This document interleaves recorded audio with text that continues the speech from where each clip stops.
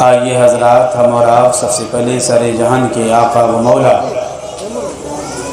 لمبے لمبے ہاتھوں سے بھیگ دینے والے، بے سہاروں کے سہارے، سنہری جالیوں میں آرام فرمانے والے، جنت میں لے جانے والے، جہنم سے چھٹکارا دلانے والے، آب کوثر سے پیاس بجھانے والے، مکاں والے لمکاں والے، عرب والے عجم والے، روحی فدا ہو جناب احمد مجتبی محمد مصطفیٰ صلی اللہ علیہ وسلم کی بارگاہ میں جھوم جھوم کے ہدیہ درود و سلام پیش کریں۔ پڑھیں بآواز بلند، اللہم صلی علی سیدنا و نبینا و مولانا محمد وبارک وسلم۔ صلو علیہ صلاۃ و سلاما علیک یا رسول اللہ صلی اللہ تعالی علیہ وبارک وسلم۔ فخر زمین و زمن، سرمائے علم و فن، آقائے نعمت، دریائے رحمت، مجدد دین و ملت، سیدی سرکار اعلی حضرت امام اہل سنت فرماتے ہیں، یا رسول اللہ تیری نسل پاک میں ہے بچہ بچہ نور کا۔ یا رسول اللہ تیری نسل پاک میں ہے بچہ بچہ نور کا، تو ہے عین نور تیرا سب گھرانہ نور کا، تو ہے عین نور تیرا سب گھرانہ نور کا۔ اور فرماتے ہیں، نور کی سرکار سے پایا دوشالہ نور کا، ہو مبارک تم کو ذوالنورین جوڑا نور کا، ہو مبارک تم کو ذوالنورین جوڑا نور کا۔ حضرات، کل ہماری اور آپ کی گفتگو فضائل عمر فاروق اعظم رضی اللہ تعالیٰ عنہ پر ہوئی، اور جو آیہ کریمہ ہم نے کل تلاوت کی، اسی آیت میں ہم نے آپ کو یہ بھی بتایا تھا کہ یہ آیت چاروں خلفائے راشدین کی سیرت پر اشارہ کرتی ہے، اور ہر آیت کے ٹکڑے ٹکڑے پر چاروں خلفاء کی سیرت کا مدار منحصر ہے۔ جیسا کہ اشداء علی الکفار، ہم نے کل آپ کو بتایا حضرت عمر فاروق اعظم رضی اللہ تعالیٰ عنہ کی ذات مراد ہے۔ اسی آیت میں ایک جملہ ہے، رحماء بینہم، رحم دلی، آپس میں رحم دل، یہ حضرت عثمان ذوالنورین رضی اللہ تعالی عنہ کی طرف اشارہ ہے۔ اور قرآن کریم میں اشارات اور کنایات بہت معنی رکھتے ہیں۔ بہت ساری چیزیں ایسی ہیں قرآن شریف کے اندر آپ کو صراحت کے ساتھ نہیں ملیں گی، لیکن اشارے اور کنائے پائے جائیں گے۔ اس سے بھی علماء اکابرین نتیجے اخذ کرتے ہیں، مسائل حل کرتے ہیں۔ لیکن یہ کہنا کہ قرآن شریف میں نہیں ہے، یہ غلط ہے۔ ہر خشک و تر ہر چیز قرآن شریف میں موجود ہے۔ وہ الگ چیز ہے کہ ہمیں ملے نہ، لیکن قرآن شریف میں سب چیز موجود ہے۔ ایصال ثواب آپ جب قرآن شریف میں ڈھونڈیں گے تو آپ کو صراحت سے نہیں ملے گا، لیکن اشارے کنائے میں جو ہم ایصال ثواب کرتے ہیں اہل سنت، یہ قرآن شریف میں آپ کو ملے گا۔ تو بتانے کا مقصد یہ ہے کہ اشارے اور کنائے جو قرآن مجید میں ہیں وہ بہت معنی رکھتے ہیں۔ اگرچہ اس آیت کریمہ میں صراحتاً حضرت ابوبکر صدیق، عمر فاروق اعظم، عثمان ذوالنورین مولا کائنات کا ذکر نہیں ہے، لیکن علماء فرماتے ہیں مراد یہاں یہ چاروں خلفاء ہی ہیں، اور ان چاروں خلفاء ہی کی سیرت مراد ہے۔ ابھی آپ فاتحہ، نیاز، ایصال ثواب کا آپ قرآن شریف میں ڈھونڈنے جائیے، صراحت نہیں ملے گی، اور اشارے اور کنایتی کی بات کریں گے تو آپ کو قرآن شریف کے اندر ایصال ثواب کا ذکر قرآن شریف میں ملے گا. جیسا بات یاد آ گئی تو سرکار شیر بے شہ اہل سنت کے ایک مرید نے دیوبندیوں سے مناظرے میں شرائط مناظرے میں طے کر لیا کہ نیاز فاتح کا ثبوت قرآن سے، اور سرکار مظہر اعلیٰ حضرت کی خدمت میں آئے، کہا حضور مناظرہ طے کر لیا. تو دادا پیر سرکار شیر سنت نے پوچھا شرائط مناظرہ کیا ہے؟ تو گاؤں کے تھے، پیر والے تھے اور پیرانے پیر والے تھے. کہا حضور ہم طے کر ہی آئے ہیں. ارے بھائی مناظرہ وہ طے کرے گا جو مناظرہ جس کو کرنا ہے. لیکن مرید بھی ایسا تھا کہ اپنے پیر پر ناز ہے، ہم جو طے کر لیں گے ہمارے پیر اس کا جواب دے دیں گے. ایسا مرید بھی ہونا چاہیے جس کو اپنے پیر پر اتنا اعتماد ہو. اور پھر اعتماد جب ہوگا جب پیر بھی ویسے ہی ہوگا. اعتماد جب ہوتا ہے جب پیر بھی ویسے ہی ہو. تو مرید بھی ویسے ہی تھے. کہا حضور ہم طے کر لیے. کیا طے کیے؟ نیاز فاتح کا ثبوت قرآن سے. حضرت نے کہا لا حول ولا قوت الا باللہ. تم نے طے کر لیا؟ کہا میں نے طے کر لیا حضور. حضرت نے اس سے یہ نہیں کہا کہ صراحت نہیں ہے کہ کیا ہے، ثبوت ہے کہ نہیں ہے. سرکار مظہر اعلیٰ حضرت نے فرمایا جاؤ ہم آئیں گے، جاؤ ہم آئیں گے. اور جب تشریف لے گئے مناظرہ گاہ میں تو بار بار مولوی کھڑا ہوتا، وہابیوں کا بہت خوش تھا، چونکہ وہ بھی جانتا تھا کہ اس نیاز فاتحہ کا ثبوت کی صراحت تو قرآن شریف میں ہے ہی نہیں. جیسے اقیم الصلاۃ، نماز قائم کرو، یہ صراحت ہے، فرض ہے. اور جس چیز کی صراحت قرآن میں ہوتی ہے وہ چیز فرض ہوتی ہے. اگر اس کی فرضیت کا انکار کرے گا تو کافر ہو جائے گا. کافر کیوں ہوگا؟ اس لیے کافر ہوگا اس نے صراحت یعنی قرآن کی آیت ہی کا انکار کیا ہے. وَآتُوا الزَّکَاۃَ، میں ایک مثال دے رہا ہوں، اگزامپل، کہ صراحت کسے کہتے ہیں آپ کو سمجھ میں آنا چاہیے. تو نیاز فاتحہ آپ صراحت قرآن شریف میں ڈھونڈنے جائیں گے تو صراحت نہیں ملے گی. اب بڑا خوش وہابی دیوبندی، ارے اب تو کہاں سے ثبوت دیں گے؟ اب تو جو ہے مولانا حشمت علی پیلی بھیتی پھنس گئے. دادا پیر کے بارے میں بار بار مولوی کھڑا ہوتا ہے، دیکھو منطق نہیں چلے گی یہاں، صرف ہم کو نیاز فاتح کا ثبوت قرآن سے چاہیے. تو سرکار شیر سنت کھڑے ہوئے، ارشاد فرمایا کہ جھوٹے قرآن سے چاہیے کہ سچے قرآن سے؟ جھوٹے قرآن سے کہ سچے قرآن سے؟ تو مولوی بولا ارے مولانا کیا جھوٹا قرآن بھی ہے؟ سرکار شیر سنت فرماتے ہاں ہے، تمہارے یہاں ہے. تو محبت سے بولو تمہارے یہاں ہے، ہمارے یہاں نہیں.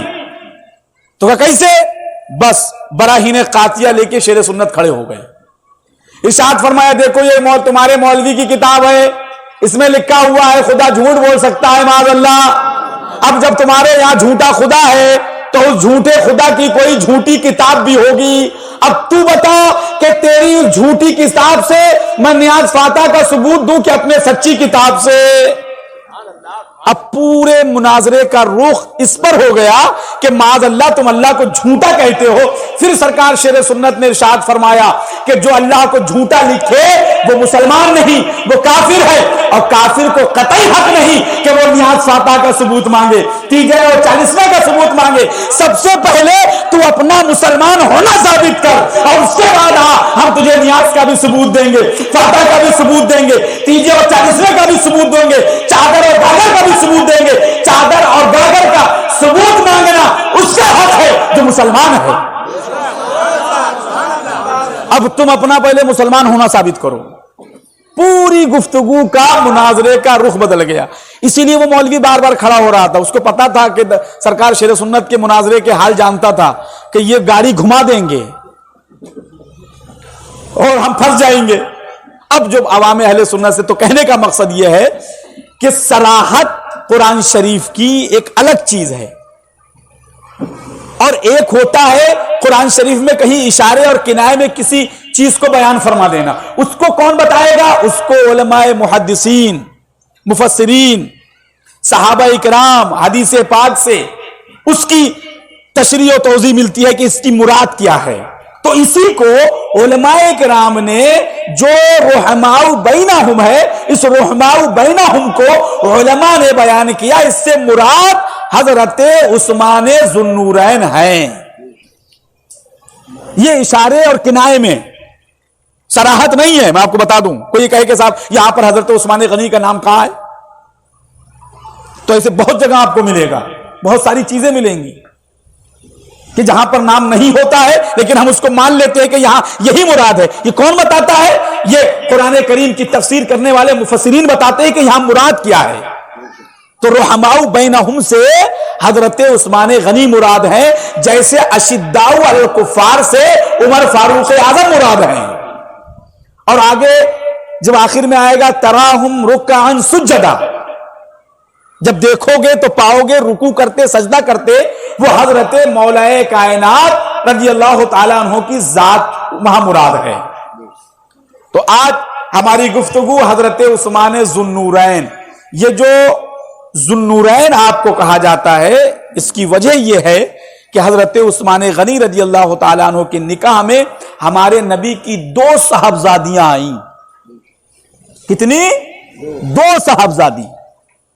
ایک کا نام حضرت رقیہ رضی اللہ تعالی عنہا اور ایک کا نام حضرت ام کلثوم رضی اللہ تعالی عنہا۔ یہ 2 صاحبزادی نام یاد رکھ لیجئے گا۔ بڑی صاحبزادی حضرت رقیہ، اور اس کے بعد ان کا وصال ہو گیا، اور ہمارے آقا نے پھر دوسری صاحبزادی کا نکاح حضرت عثمان غنی کے ساتھ کر دیا۔ اب جو 2 صاحبزادی آپ کے نکاح میں آئیں، امام اہل سنت نے اسی کی منظر کشی کرتے فرمایا کہ ہو مبارک تم کو ذو النورین جوڑا نور کا، نور کی سرکار سے پایا دوشالہ نور کا، اور ہو مبارک تم کو ذو النورین جوڑا نور کا۔ تو 2 صاحبزادیاں ہمارے آقا کی عثمان غنی رضی اللہ تعالیٰ عنہ کے نکاح میں آنے کی وجہ سے حضرت عثمان غنی کو ذو النورین کہا جاتا ہے، 2 نور والا۔ وجہ یہ ہے، اور خالی یہی نہیں، آپ صحابہ اکرام کی پوری سیرت پڑھیے، پوری سیرت تمام صحابہ کی۔ ہمارے نبی نے جو فرمایا اصحابی کا نجوم، میرے صحابہ ستاروں کے مانند ہیں۔ آپ جس کی بھی سیرت پڑھو گے نا تو آپ کو ایسا لگے گا جو ان میں ہے وہ کسی میں نہیں۔ جس صحابی کی سیرت پڑھو گے اور پڑھ کے آپ کو جب پوری پڑھو گے ہسٹری، تو ایسا لگے گا ارے یہ کمال تو کسی اور میں دکھتے ہی نہیں۔ پھر جب دوسرے کو پڑھو گے تو یہ کمال تو کسی میں دکھتے ہی نہیں۔ ہمارے آقا نے فرمایا اصحابی کا نجوم ستاروں کے مانند ہے۔ ایک ستارے کو دیکھو گے تو کہو گے اس جیسا نور کسی دوسرے ستارے میں ہے ہی نہیں، اور جب دوسرے ستاروں کے دیکھو گے تو کہو گے اس جیسا نور کسی میں نہیں۔ تو ہمارے آقا کے صحابہ ستاروں کے مانند ہیں۔ اسی طریقے سے حضرت عثمان غنی رضی اللہ تعالیٰ عنہ کی خصوصیت میں سے سب سے بڑی خصوصیت یہ ہے کہ نبی کی، ہمارے آقا کی 2 بیٹیاں ان کے نکاح میں ہیں۔ علماء فرماتے بلا مبالغہ روح زمین پر کوئی انسان ایسا نہیں کہ جس کے نکاح میں ایک نبی کی 2 بیٹیاں ہوں۔ تاریخ اسلام میں کوئی انسان دنیا میں ایسا نہیں کہ ایک نبی کی 2 بیٹیاں۔ اور خالی اتنے ہی نہیں، ہمارے پیارے آقا نے 2 بیٹیاں تو دی، اور ساتھ ہی ساتھ ارشاد فرما دیا اگر 40 ہوتی، ارشاد فرماتے ہیں حدیث پاک میں اگر 40 ہوتی تو اے عثمان رضی اللہ تعالیٰ عنہ ایک کے بعد دیگرے انتقال کرتی جاتی، اور میں مصطفیٰ وہ 40 کی 40 تمہارے نکاح میں عطا فرما دیتا۔ علماء فرماتے یہ خصوصیت روح زمین پر کسی انسان کی نہیں، جو خصوصیت حضرت عثمان غنی کی، جن کے بارے میں پیارے مصطفیٰ نے فرمایا 40 ہوتی تو 40 کی 40 انتقال کرتی رہتی، اور یہ کے بعد دیگرے میں تمہارے نکاح میں عطا فرما دیتا۔ جنگ بدر کا موقع، اللہ کے پیارے محبوب جنگ بدر کی تیاری فرما رہے ہیں۔ جنگ بدر میں جانے کے لیے حضرت عثمان غنی رضی اللہ تعالیٰ عنہ کا بھی ارادہ تھا جنگ بدر میں جانے کے لیے۔ حضرت رقیہ رضی اللہ تعالیٰ عنہ کی طبیعت علیل، ہمارے آقا نے ارشاد فرمایا عثمان غنی تم جنگ میں نہیں جاؤ گے، اور زمانے رسالت میں جس صحابی کو جنگ میں جانے سے روک دیا جاتا تھا وہ صحابی اپنے آپ کو کم نصیب سمجھتا تھا کہ مجھے جنگ میں جانے سے روک کیسے دیا گیا. جنگ میں جانے کے لیے بے چین رہا کرتے تھے, بےتاب رہا کرتے تھے. جب حضرت عثمان غنی کو جنگ بدر میں جانے سے روکا گیا تو حضرت عثمان غنی رضی اللہ تعالیٰ عنہ غمگین ہو گئے, مایوس ہو گئے. ہمارے آقا نے حضرت عثمان غنی سے فرمایا مایوس کیوں ہو گئے ہو؟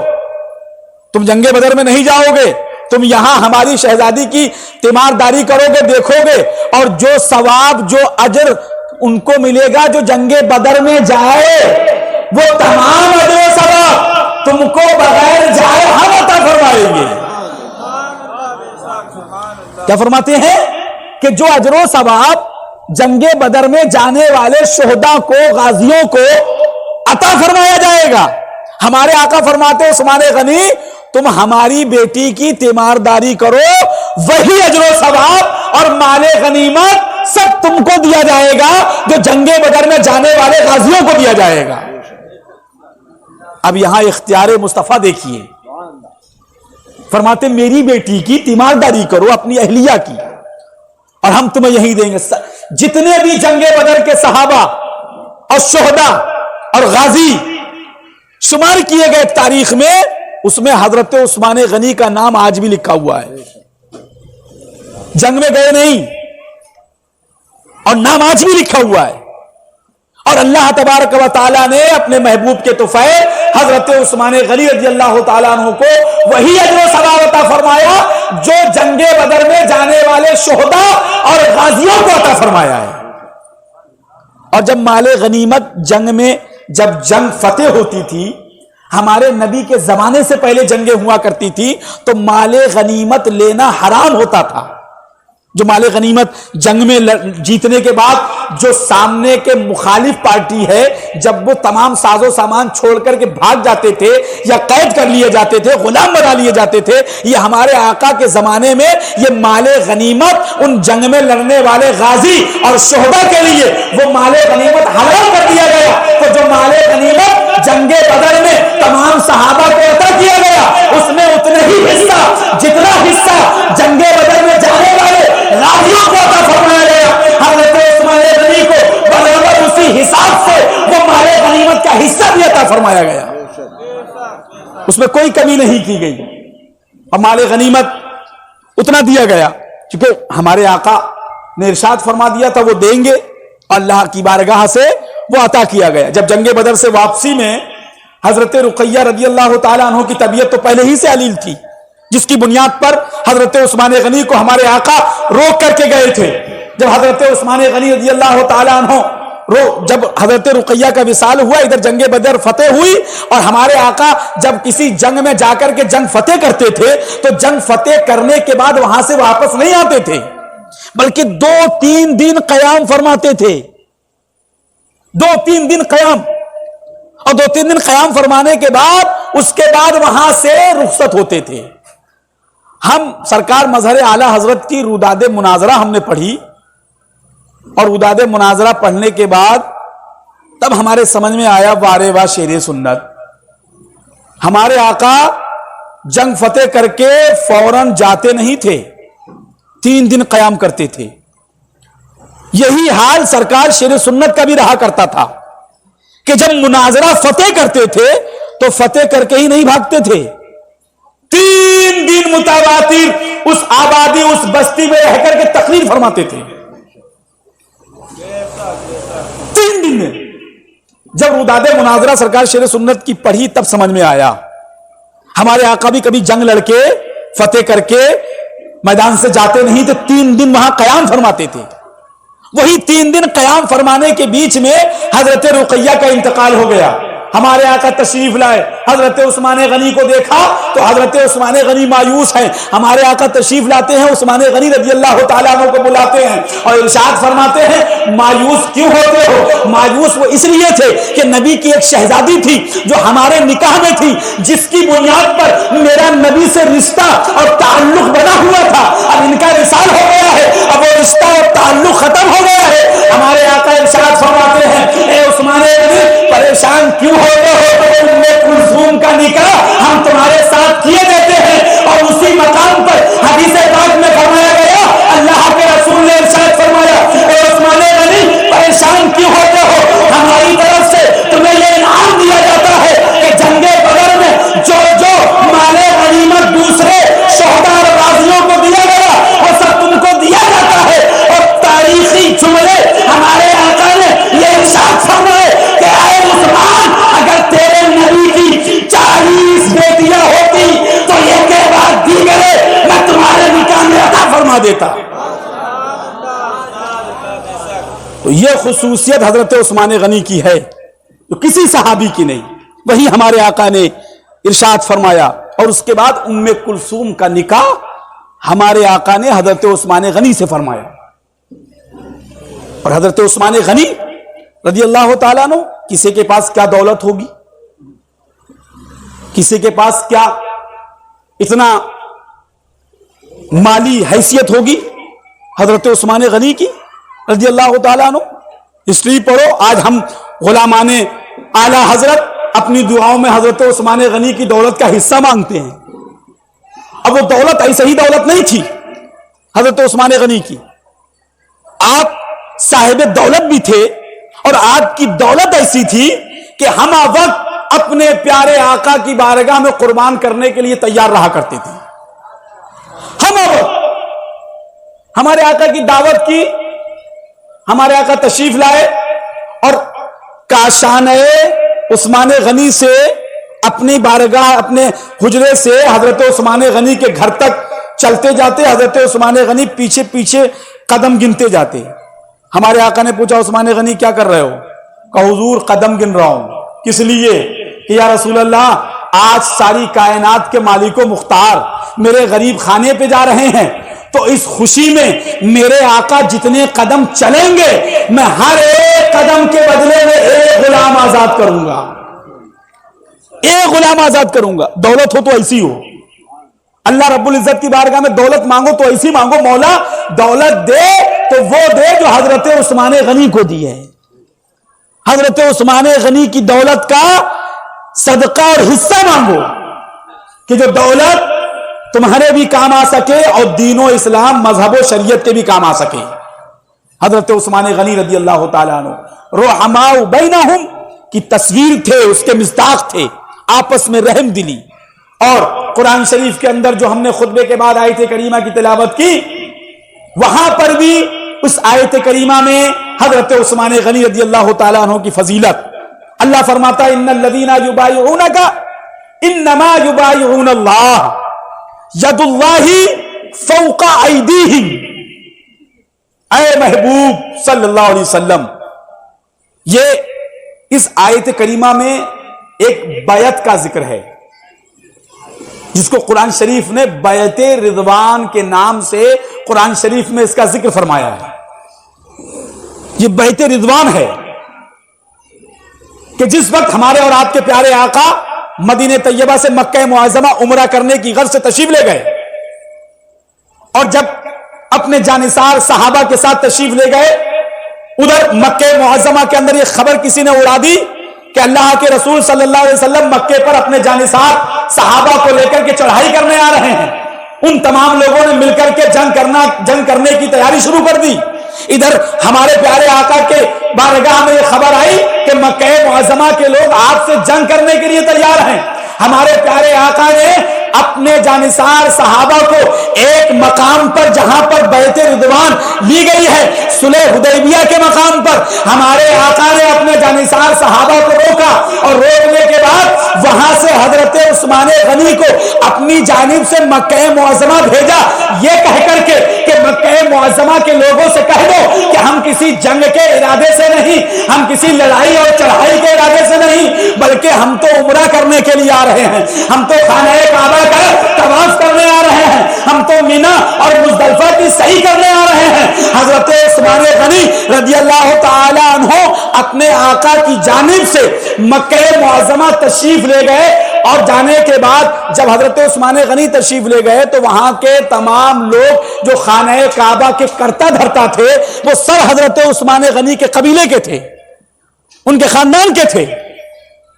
آج ہمارے اور آپ کے درمیان خاندان وادی بہت چلتی ہے,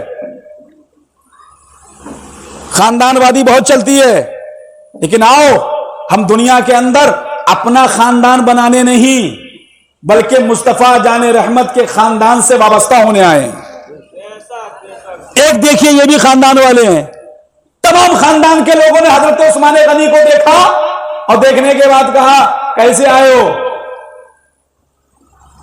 تم آ گئے ہو, آ جاؤ, خانہ کعبہ کھلا ہوا ہے, طواف کرو, مینا مزدلفہ میں جاؤ, کوئی روک ٹوک نہیں ہے, تمہارے نبی کو طواف نہیں کرنے دیں گے. اب جب حضرت عثمان غنی نے سنا, ارشاد فرمایا ارے کعبے کو کعبہ ہم نے اسی محبوب کی وجہ سے کہا ہے, ابے تو کیا ہم کو طواف کرائے گا, ہمارے نبی اگر طواف نہیں کریں گے تو عثمان طواف کرنے والا نہیں. ذرا محبت سے بولے اللہ توبہ ہے. طواف سے انکار, مینا اور مزدلفہ سے انکار, عمرے سے انکار. یہاں حضرت عثمان غنی درس دے رہے ہیں, سبق دے رہے ہیں کہ کعبے کو جو فضیلت ملی ہے وہ اسی مصطفیٰ کے طفیل ملی ہے, مینا اور مزدلفہ کو جو فضیلت ملی ہے وہ اسی محبوب کے طفیل ملی ہے.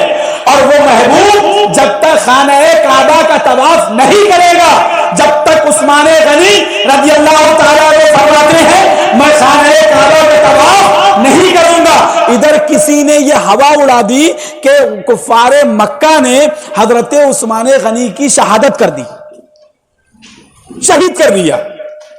دو روایتیں آئیں, ایک میں ہے کہ حضرت عثمان غنی رضی اللہ تعالیٰ عنہ کو شہید کر دیا گیا, اور ایک روایت میں آیا ہمارے پیارے آقا حضور رحمت عالم صلی اللہ علیہ وسلم نے حضرت عثمان غنی کو بھیج کر یہ محسوس کیا شاید ہو سکتا ہے ہمارے مکہ شریف میں جانے سے جنگ ہو سکتی ہے, تو آپ کے جو جانثار ساتھی آئے تھے اسی درخت کے نیچے بیٹھ کر کے ہمارے آقا نے اپنا دست مبارک پھیلایا. محبت سے بولے اور ارشاد فرمایا وعدہ کرو آگے جیسے بھی حالات ہوں گے, جو بھی حالات ہوں گے, تم یہاں سے واپس میرا ساتھ چھوڑ کر کے نہیں جاؤ گے. تو تمام جانثار صحابہ ہمارے پیارے آقا کی ہاتھ پر بیعت کر رہے تھے, وعدہ کر رہے تھے یا رسول اللہ ہم اپنی جانیں قربان کر دیں گے لیکن آپ کا ساتھ چھوڑ کر کے نہیں جائیں گے. مکہ معظمہ جانے کے بعد چاہے جیسے حالات ہو, چاہے جو حالات ہو, ہم آپ کو چھوڑ کر کے نہیں جائیں گے. یہی بیت رضوان کو جب اللہ تبارک و تعالی نے حضرت جبریل کے ذریعے وحی بھیجی ان جانثار صحابہ کی حوصلہ افزائی کے لیے کہ ان الذین یبایعونک انما یبایعون اللہ, اے محبوب یہ جو آپ کے دستے حق پرست پر بیعت کر رہے ہیں یہ آپ کے نہیں بلکہ اللہ کے ہاتھ پر بیعت کر رہے ہیں. اسی لیے فرمائے ید اللہ فوق ایدیہم کہ محبوب ان کا ہاتھ آپ کے ہاتھ پہ نہیں اللہ کے ہاتھ پر ہے. یہ جو بیعت کر رہے ہیں یہ آپ کے ہاتھ پر نہیں بلکہ اللہ کے ہاتھ پر. اس آیے کریمہ میں اللہ نے محبوب کے ہاتھ کو اپنا ہاتھ ارشاد فرمایا ہے. ید اللہ فوق ایدیہم, محبوب تیرا ہاتھ میرا ہاتھ ہے. تو اس کا ذکر اب اس میں عثمان غنی رضی اللہ تعالیٰ عنہ کی خصوصیت پر ہم ذکر کریں گے کہ اس میں حضرت عثمان غنی کی خصوصیت کیا ہے.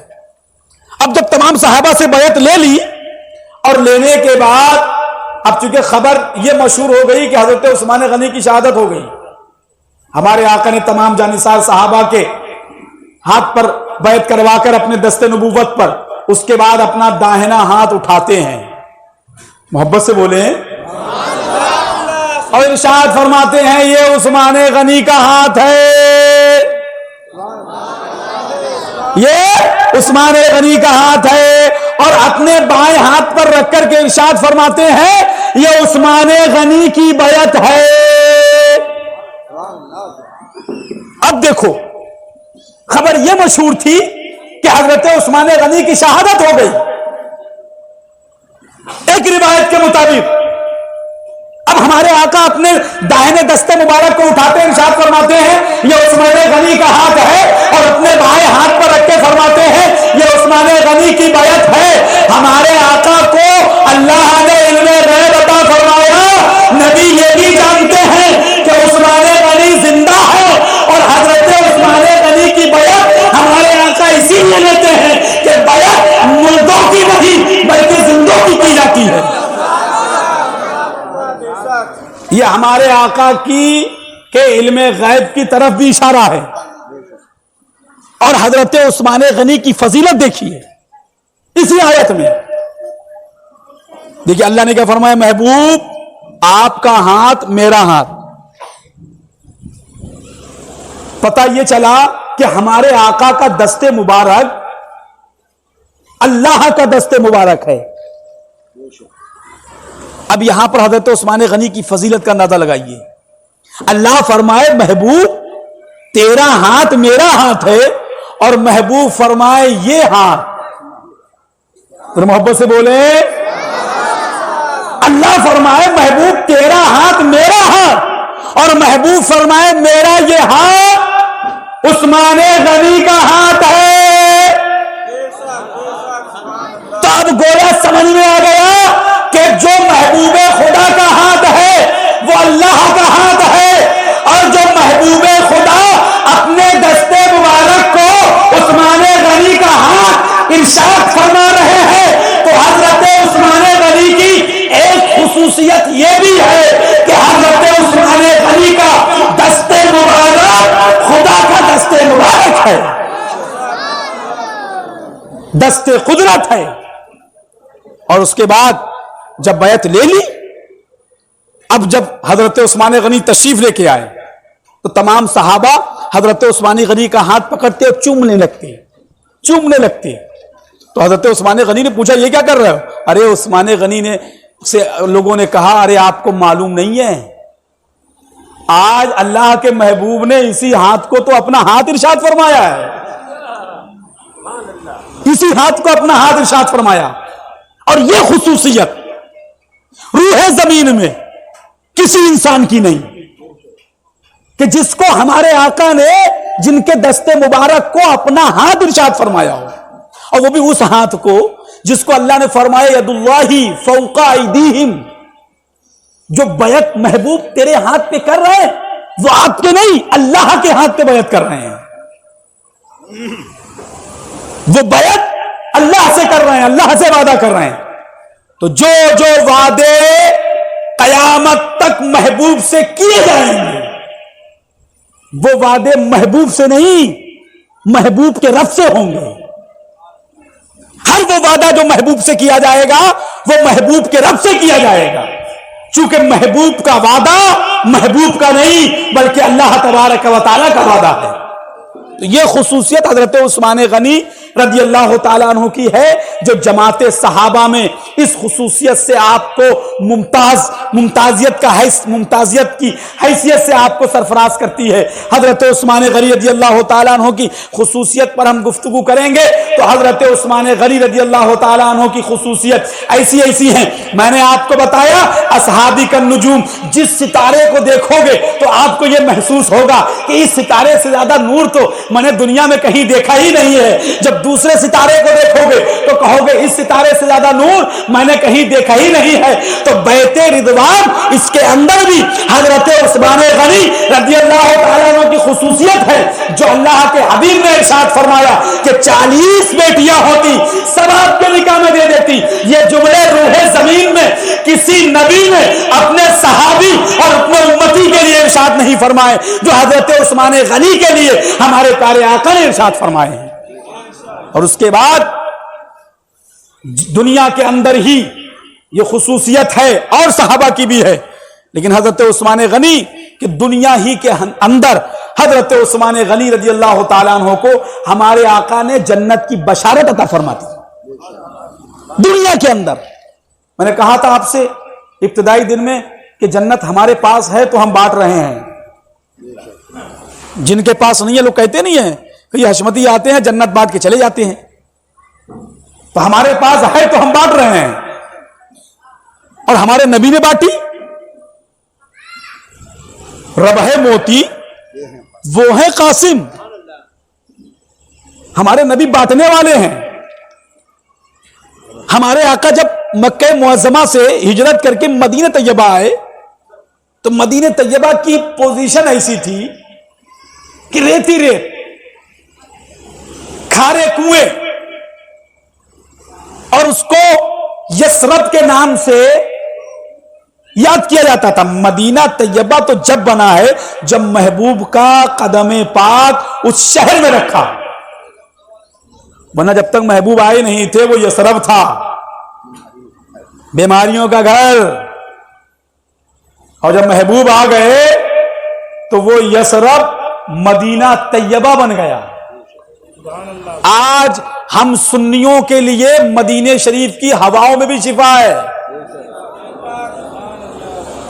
لیکن وہ سنیوں ہی کے لیے ہے، وہابیوں کے لیے نہیں، دیوبندیوں کے لیے نہیں۔ کیوں؟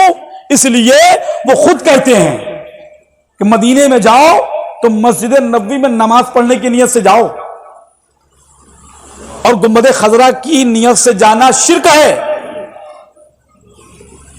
تو بھائی شرک ہے تمہارے لیے ہے، اور روکنے کا ان کا مقصد بھی یہی ہے، چونکہ محبوب کے تربت پر جیسے ہی کسی سنی کی نظر پڑتی ہے تو وہاں آج بھی لکھا ہوا ہے منظارت تربتی وجبت لہو شفاعتی۔ یہ جو تمہیں روکتے ہیں نا، یہ اس لیے نہیں روکتے ہیں کہ شرک ہے، ان کو معلوم ہے ہم 1000 مرتبہ گنبد خضرا کو دیکھیں گے تو جنتی نہیں ہوں گے، اور یہ اگیا کا غریب سنی جیسے ہی جائے گا اور جیسے ہی تربت مصطفیٰ پر نظر پڑے گی یہ جنتی ہو جائے گا۔ تو ان خبیثوں کو ٹینشن اس سے نہیں ہے، بلکہ ٹینشن اس چیز سے ہے کہ کوئی اگیا کا سنی جنتی نہ ہو جائے، یہ اس لیے روکتے ہیں۔ اور ان خبیثوں سے اگر پوچھو نا کہ بھائی ایک بات بتاؤ، مسجد نبوی شریف کی اتنی فضیلت، بہت فضیلت بیان کرتے ہیں مسجد نبوی شریف کی بہت فضیلت، اور ان سے پوچھو کہ مسجد نبوی شریف کو مسجد نبوی شریف کیوں کہا جاتا ہے؟ کنڈا انڈا میں کوئی وہابی ملے گا تو پوچھنا صبح میں کہ مسجد نبوی کو مسجد نبوی کیوں کہا جاتا ہے، تو اس جواب کے علاوہ دوسرا کوئی جواب نہیں کہ وہ نبی کی مسجد ہے، اس کے علاوہ کوئی اور جواب ہی نہیں ہے، وہ نبی کی مسجد ہے۔ گریوان تھامنا کہنا بدتمیز، بے وقوف، خبیث، جب نبی جس مسجد میں قدم رکھ دے، ابے وہ مسجد تیرے یہاں بھی فضیلت والی ہو جائے، جس میں قدم رکھ دیں، ابے قدم کی برکت کا یہ عالم ہے کہ دنیا کی تمام مسجدوں میں مسجد نبوی ممتاز ہو گئے، تو جہاں قدم کی برکت کا یہ عالم، تو جہاں محبوب کا جس نے مبارک رکھا ہو اس جگہ کی فضیلت کا عالم کیا ہوگا؟ لیکن مسئلہ وہی ہے نا کہ تم جنتی نہ ہو جاؤ، اس لیے کہ مینا مزدلفہ صحیح، خانہ کعبہ کا طواف سب جگہ گھومی آؤ، لیکن کہیں آپ کو لکھا نہیں ملے گا کہ نبی کی شفاعت یا اللہ کی شفاعت آپ پر واجب ہو گئی، سب جگہ گھومی آؤ۔ اور حج تو عمرہ تو سنی کرنے جاتے ہیں، یہ تو گھومنے جاتے ہیں۔ حبیب ہاشمی نے ہمارے یہاں عرس حشمتی میں بہت پہلے کچھ شعر لکھے تھے، مجھے بہت پسند ہے، اجازت ہو تو سنا دوں؟ حبیب ہاشمی نے بہت پہلے شعر لکھے تھے، بغیر حب نبی جو کرے کعبے کا طواف وہ حج نہیں، نصیب کے چکر کی بات ہے۔ وہ حج نہیں، نصیب کے چکر کی بات ہے. بغیر عشق نبی قرآن کا پڑھنا اس طرح سے ہے جیسے کوئی اندھا زندگی بھر آئینہ دیکھے. تو حج کرنے عمرہ کرنے تو سنی جاتے ہیں، تو گھومنے جاتے ہیں.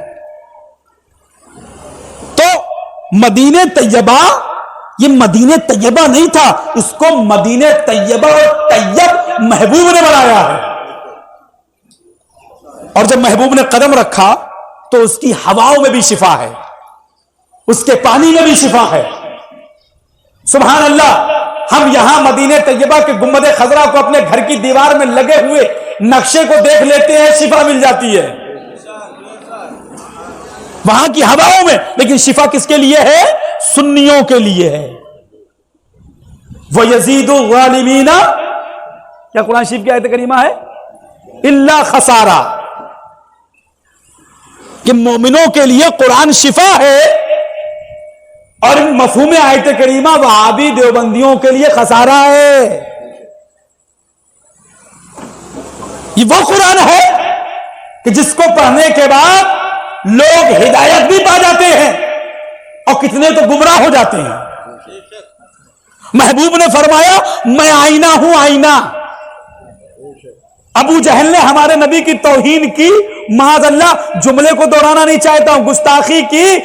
اور میرے آقا نے ارشاد فرمایا ہم آئینہ ہیں، جو جیسا آئے گا اس کو اپنی شکل ویسی نظر آئے گی. ابو جہل سور تھا، اس کو اپنی شکل سور نظر آئی. اور صدیق اکبر عرض کرتے ہیں سرکار آپ کے جیسا حسین و جمیل ہم نے نہیں دیکھا. یہی بولے سدرا والے چمنے جہاں کے تھالے، ارے سبھی میں نے چھان ڈالے. یا رسول اللہ تیرے پائے کا نہ پایا، تجھے یک نے یک بنایا، تجھے یک نے یک بنایا. تو فرماتے میں تو آئینہ ہوں، جو جیسی شکل لے کے آئے گا ویسا پائے گا.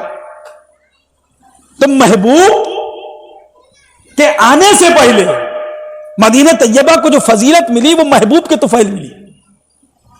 کھارا کنواں، ریتیلی زمین، چلن نظر اٹھاؤ ریتی ریت. ایک کنواں تھا مدینہ طیبہ میں جس کو بیر روما کے نام سے علماء نے کتابوں میں تحریر فرمایا. ہمارے آقا نے ارشاد فرما دیا اس کنویں کو جو کوئی بھی خرید کر مسلمانوں پر وقف کرے گا اس کو میں جنت میں ایک چشمہ عطا فرماؤں گا.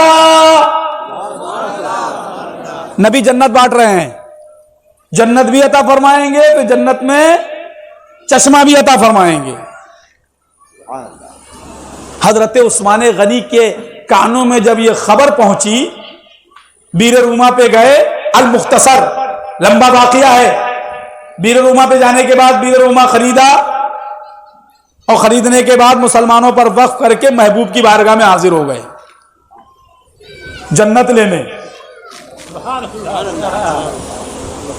یہ صحابی ہیں جن کا یہ عقیدہ ہے کہ جنت مصطفیٰ عطا فرمائیں گے، اور یہ کہ وہابی ہیں کہیے معاذ اللہ، جو یہ کہتے ہیں معاذ اللہ ان کو اپنے ہی حال کے بارے میں خبر نہیں کہ ان کا کیا حال ہونے والا ہے. معاذ اللہ بارگاہ مصطفیٰ میں حاضر ہو گئے.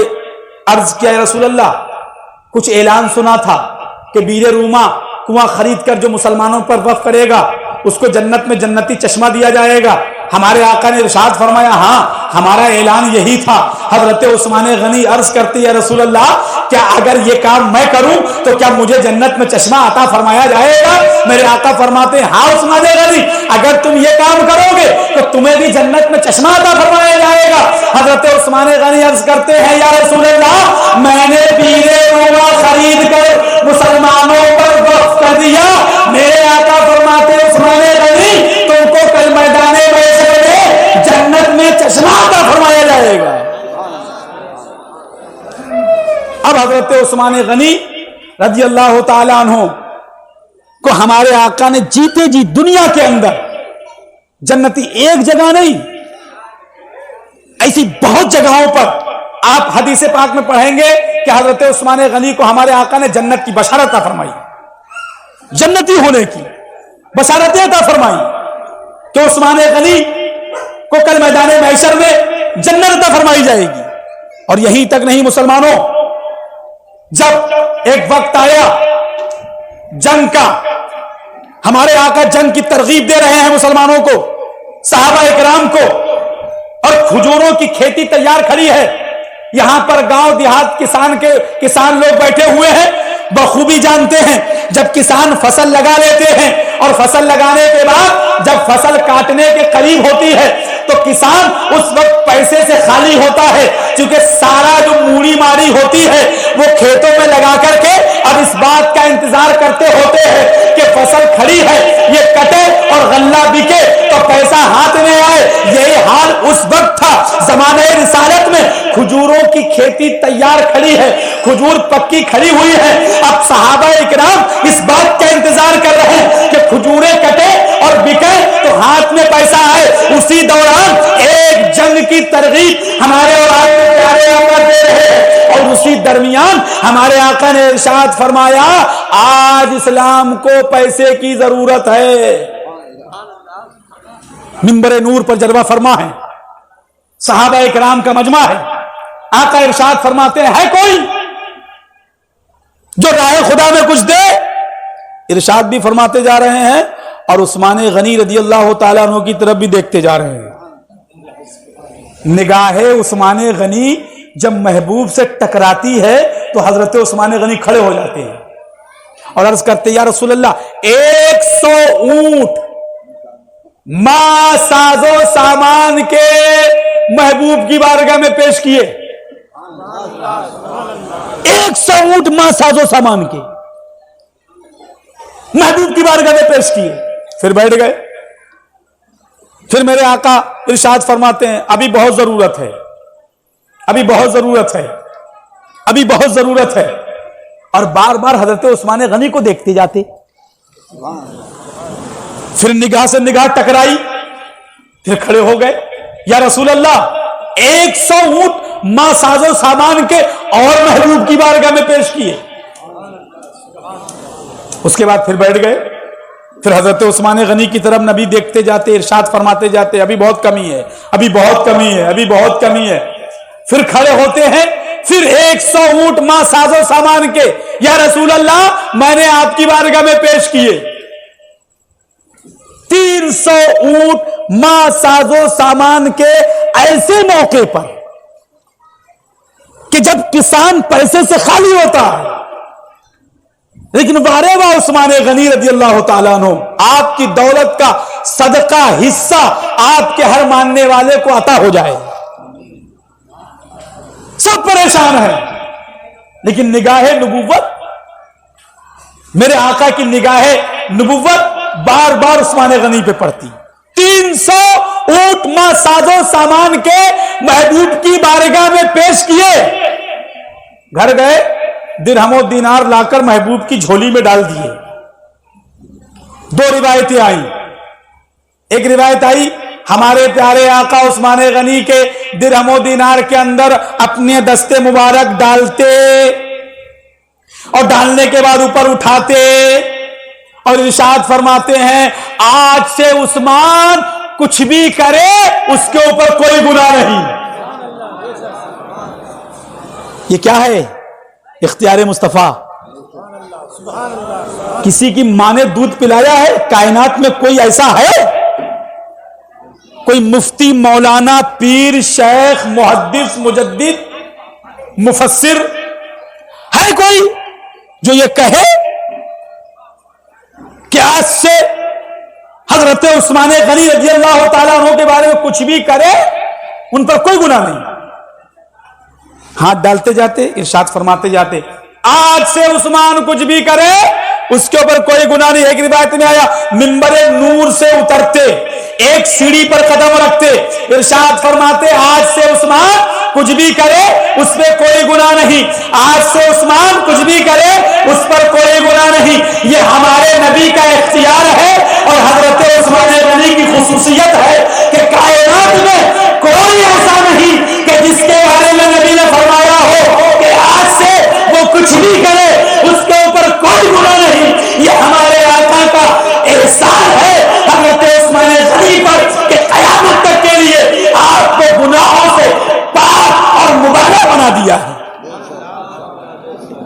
اب کوئی کہہ سکتا ہے کہ حضرت عثمان غنی رضی اللہ تعالیٰ عنہ سے کوئی خطا یا کوئی گناہ واقع ہوا ہو؟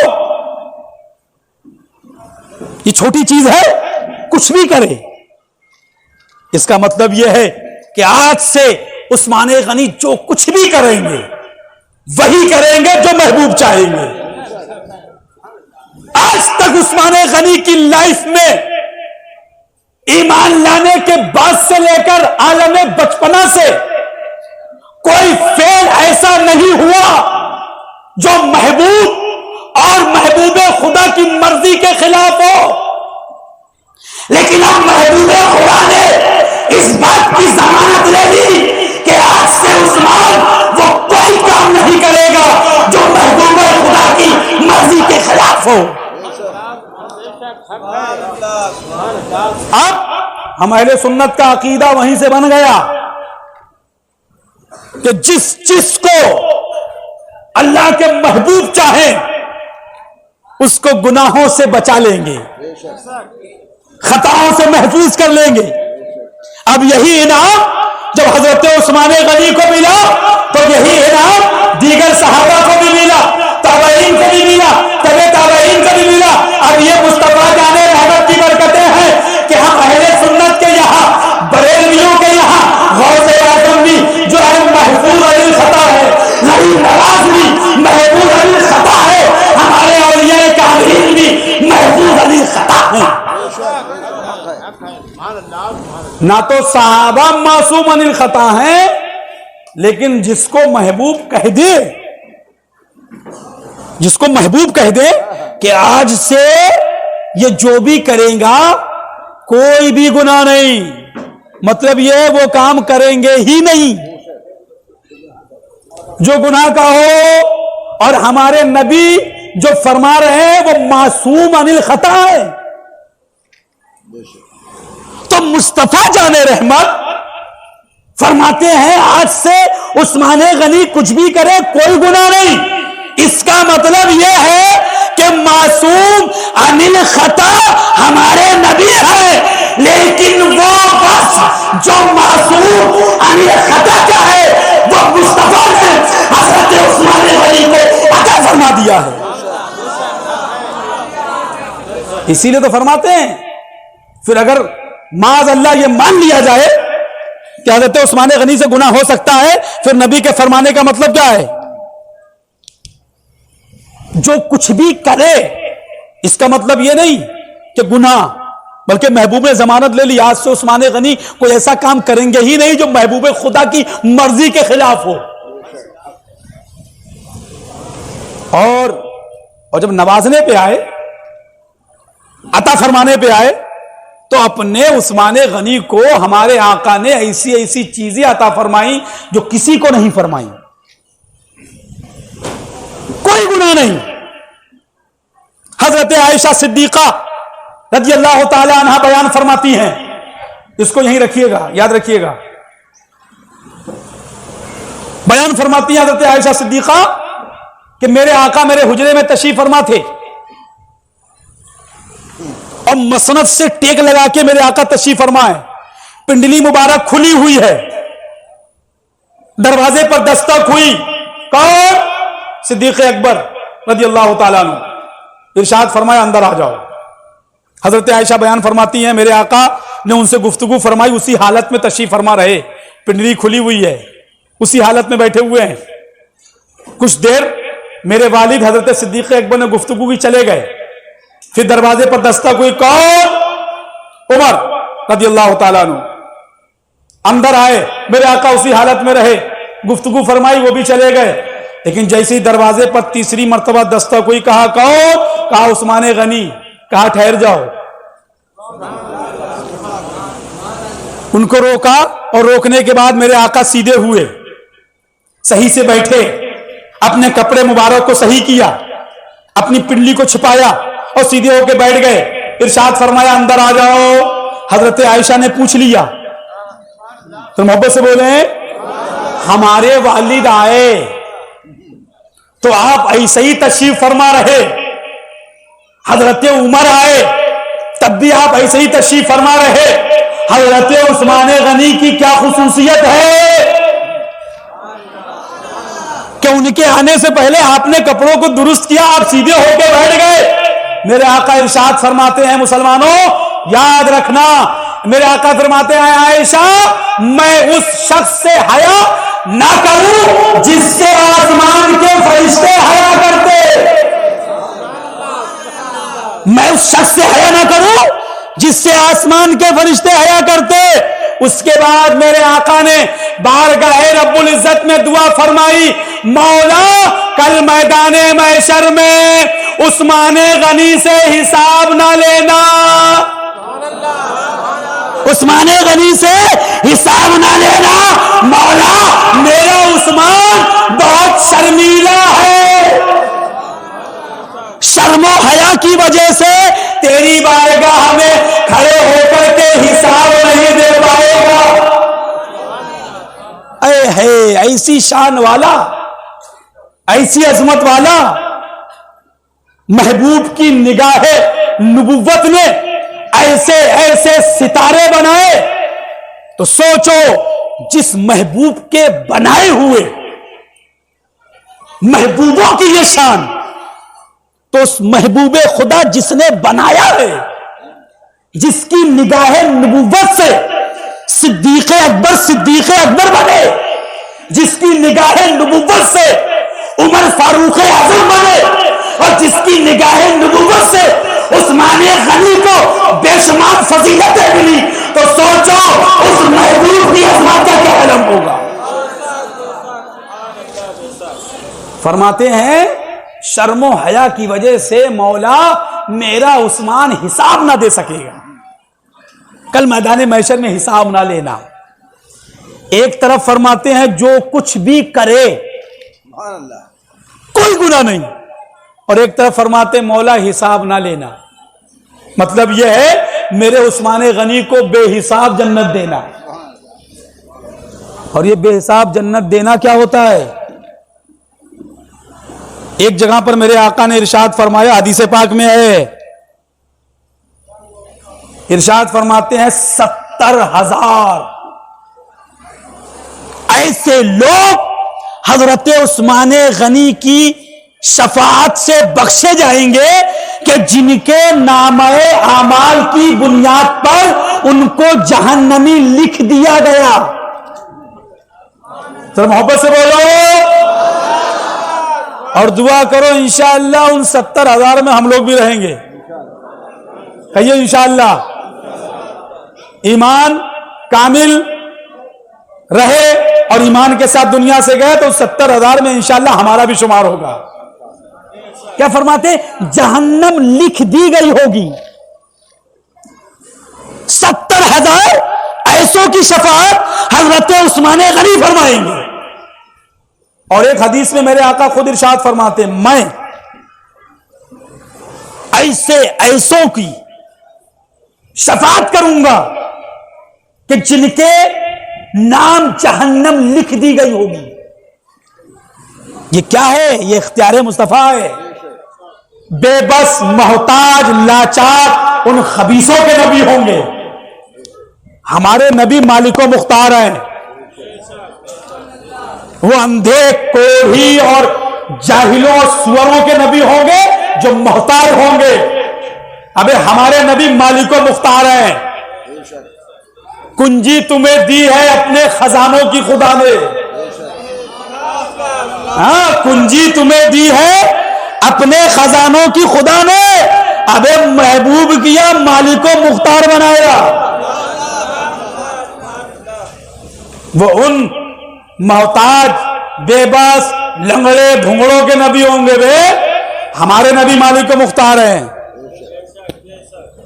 فرماتے میں ایسے لوگوں کی شفاعت کروں گا جن کے نام جہنم لکھ دی گئی ہوگی. یہ آج بیٹھے ہو نا اسی محبوب کا صدقہ ہے. ورنہ تمہارے ہمارے نامہ اعمال ابھی ایک دوسرے کے پاس کھول دیے جائے نا تو بابو شکل صورت دکھانے کے لائق نہیں ہے ہم لوگ. ابھی گھر جا کے سوچنا کہ 10 سال کی عمر میں کیا کیا تھا, 15 سال کی عمر میں کیا کیا تھا, 20 سال کی عمر میں کیا کیا تھا, ابھی کیا کر رہے ہو. اور سوچو وہ گناہ اگر سرے عام پھیلا دیے جائیں, اچھا یہ فلاں صاحب کا ہے, اچھا یہ کرتے تھے, اچھا یہ فلاں صاحب کا ہے, اچھا یہ کرتے تھے. ابھی سوچو کہ یہاں جتنے لوگ بیٹھے ہیں تمام لوگوں کی خطائیں, گناہ اور کارنامے اور کرتوت سب کے سامنے کر دیے جائیں تو کوئی بھی چہرہ دکھانے کے لائق نہ رہے گا. یہ اسی محبوب کا صدقہ ہے جو آج ایک دوسرے کو شکل دکھائے بیٹھے ہو, ہے کہ نہیں؟ بات صحیح ہے کہ نہیں؟ اگر ہمارے گناہ کھول دیے جائے تو کوئی بچے گا منہ دکھانے کے لائق؟ اور میرے آقا کیا فرماتے ہیں؟ میں نے آپ کو بتایا کہ میں دیکھوں گا. جب معراج کو تشریف لے گئے اللہ نے فرمایا محبوب ناراض تو نہیں ہو, محبوب ناراض تو نہیں ہو, کیوں پیدا پہلے کیا ہے بھیجا بعد میں. ہمارے آقا فرماتے مولا میں ناراض نہیں ہوں. اس کے بعد آقا ارشاد فرماتے ہیں محبوب تیری امت تو ناراض نہیں ہے کہ سب سے پہلے تجھے بھیجا, پیدا کیا اور آخر میں بھیجا, اور امت کو سب سے آخر میں بھیجا. محبوب کیا امت ناراض تو نہیں ہے؟ ہمارے آقا فرماتے یا مولا امت ناراض نہیں ہے. اس کے بعد معراج کی رات اعلیٰ حضرت امام اہل سنت تحریر فرماتے ہیں کہ اس کے بعد اللہ نے فرمایا محبوب سے کہ محبوب جا تو رہے ہو, امت سے ایک بات کہہ دینا کہ میں نے جو پیدا پہلے کیا اور بھیجا بعد میں چاہتا یہ ہوں کہ محبوب تمام انبیاء مرسلین کی امت کو تیرے محبوب کی امت کے سامنے رسوا کروں, لیکن تیری امت کو کسی نبی کی امت کے سامنے رسوا نہ کروں. آج قرآن شریف اٹھاؤ, حضرت موسیٰ علیہ السلام کی امت نے کیا ہے پڑھ لو, قرآن شریف کھولو.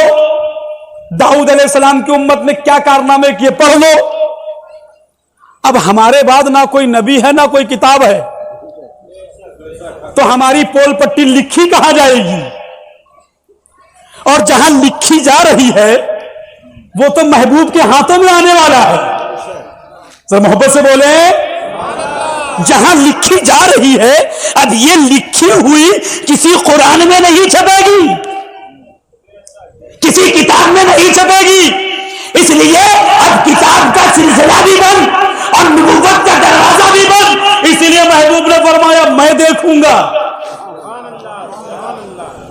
ہماری پول پٹی کوئی نہیں جانے گا محبوب خدا کے سوا, اس کے رب کے سوا. اور ایمان کے ساتھ جائیں گے تو محبوب بچائیں گے, اور بے ایمان جائے گا تو بچائیں گے نہیں پھنسائیں گے. اور جس کو محبوب پھنسائیں گے اس کو دنیا میں کوئی بچانے والا ہی نہیں. تو 70,000 یہ خصوصیت ہے حضرت عثمان غنی کی, اور ملی کہاں سے؟ مصطفیٰ کی بارگاہ سے. اپنے بارے میں بھی فرماتے ہیں کہ میں ایسے لوگوں کو جنت دوں گا. ارے جن کے نام جنت ہے ان کو جنت دینا کمال تھوڑی ہے.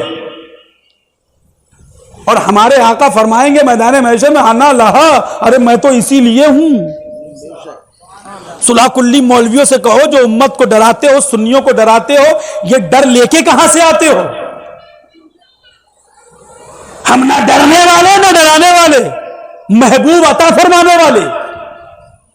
70,000 ایسوں کو حضرت عثمان غنی کی شفاعت ملے گی کہ جن کے نامہ اعمال پہ جہنم لکھ دی گئی. یہ خصوصیت حضرت عثمان غنی کی ہے جو جماعت صحابہ میں سب سے ممتاز ہے. تو حضرت عثمان غنی رضی اللہ تعالی عنہ رحماء بینہم کی بھی تصویر آئے, اور ید اللہ فوق ایدیہم میں آپ کے دستے مبارک کو اللہ نے اپنا دستے مبارک فرمایا. इनडायरेक्ट नहीं इनडायरेक्ट अपने महबूब के तुफैल। तो हजरत उस्मान गनी रजी अल्लाह ताला अन्हु वो सहाबी हैं जिनके बारे में फरमाते हैं आला हजरत इमाम अहले सुन्नत, तेरी नस्ल पाक में है बच्चा बच्चा नूर का, तू है आईने नूर, तेरा सब घराना नूर का, हो मुबारक तुमको जुन्नूरैन जोड़ा नूर का, नूर की सरकार से पाया दोशाला नूर का, हो मुबारक तुमको जुन्नूरैन जोड़ा नूर का। जो कुछ भी अर्ज किया है बारगाह मौला में दुआ है कि इसमें कस्दम सहवन मानन लफ्जन जो गलती हो गई हो अपने हबीब के सदक़े में माफ फरमाए। अस्तगफिरुल्लाह रब्बी मिन कुल्ली ज़ंबी व अतूबु इलैह व मा अलैना इल्लल बलाग। अस्सलामु अलैकुम।